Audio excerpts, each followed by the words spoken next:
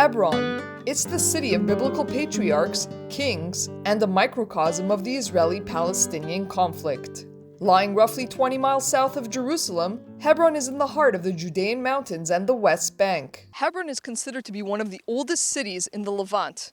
We're standing here on Tel Rumeida, also known as Tel Hebron, which is the most ancient part of the city.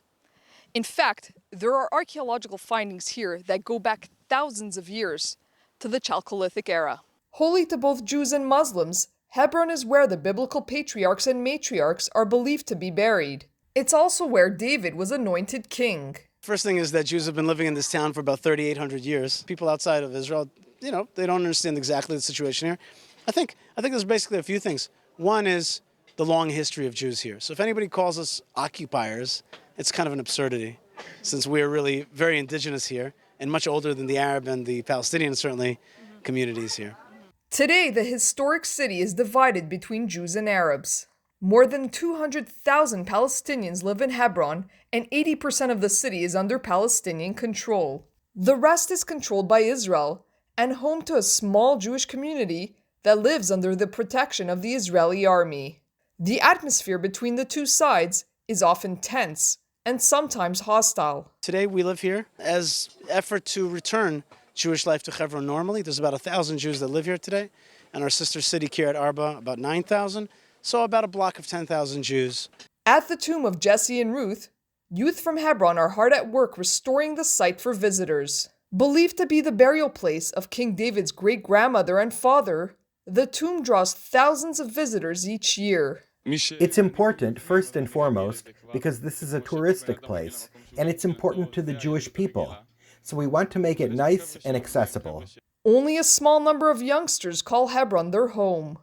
So what's it like to grow up there? People don't understand the residents that live in Hebron. They think that those that live here want to kill Arabs or just get rid of them. Much of our ideology doesn't actually come from anything to do with Arabs, but more so to do with the holiness of this place and its history.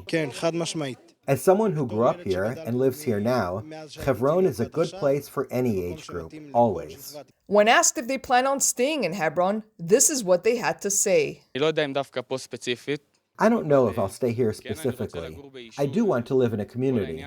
The social things I grew up with, I'd like my kids to grow up with as well. Maybe I'll live in one of the nearby communities, but I think it's better than living in a city.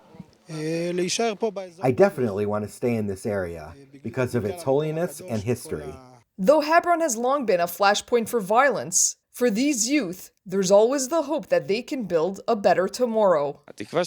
My hope is that the Arabs will recognize the state of Israel and want to be a part of it. This means going to the army, paying taxes, everything. We'll then be able to have a true peace.